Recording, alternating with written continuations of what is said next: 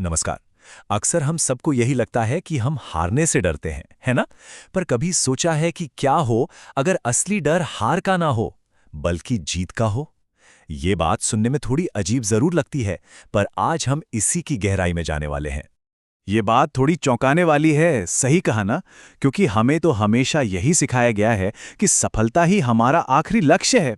तो फिर कोई अपने ही लक्ष्य को हासिल करने से क्यों डरेगा? यही तो वो विरोधाभास है जिसे हम आज समझेंगे।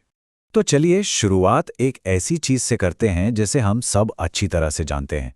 फेल होने का डर, मतलब असफलता का डर। कोई नहीं चाहता कि उनका मजाक उड़े या उनकी कोशिश बेकार चली जाए।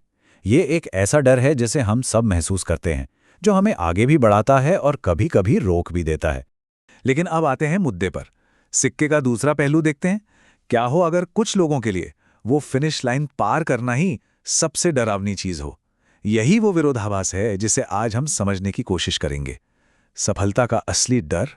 आपको पता है, साइकोलॉजी में इस फीलिंग के लिए एक खास नाम भी है।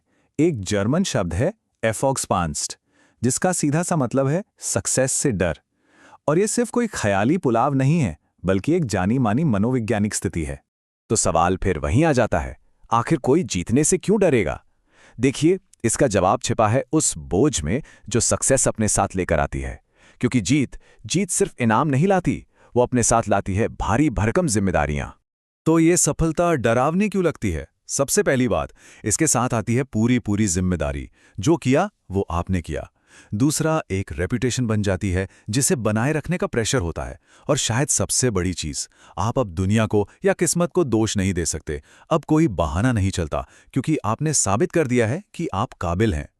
तो इस डर से, इस बोझ से बचने के लिए लोग अक्सर अपने दिमाग में एक सेफ स्पेस बना लेते हैं। एक रूपक के तौर पर इसे हम कह सकते हैं संभावना का बुलबुला, या द बबल ऑफ पॉसिबिलिटी। बड़ी आरामदायक जगह है ये। चलिए देखते हैं आखिर ये है क्या। ये है संभावना का बुलबुला। सोचिए, एक ऐसी दुनिया के बारे में जहां हर चीज मुमकिन है, जहां सपनों की कोई हद नहीं है। और इस बुलबुले के अंदर किसी की भी काबिलियत, उनका पोटेंशियल बिल्कुल महफूज रहता है। इस बुलबुले के अंदर वो दुनिया के सबसे महान लेखक बन सकते हैं, सबसे बड़े आर्टिस्ट हो सकते हैं, क्योंकि उस पोटेंशियल को अभी तक आजमाया नहीं गया है। और यही इस बुलबुले का सबसे बड़ा राज है। पोटेंशियल इसलिए सेफ है क्योंकि उसे कभी असली दुनिया की आग में परखा ही नहीं गया।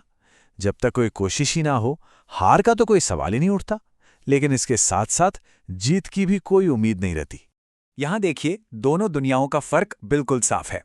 बुलबुले के अंदर आप आराम से दुनिया को दोष दे सकते हैं, पॉसिबिलिटीज की कोई कमी नहीं और कोई जज करने वाला नहीं।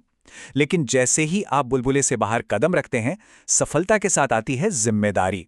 वो सारी संभावनाएं अब एक हकीकत बन जाती हैं और अब आपको जज किया जाता है आपके रिजल्ट्स पर। समझ आया? यही वजह है कि वो बुलबुला इतना आरामदायक और सेफ लगता है। अच्छा, एक गलतफहमी दूर कर लेते हैं। ये मत सोचिए कि ये सिर्फ नौजवानों की प्रॉब्लम है। बिल्कुल नहीं।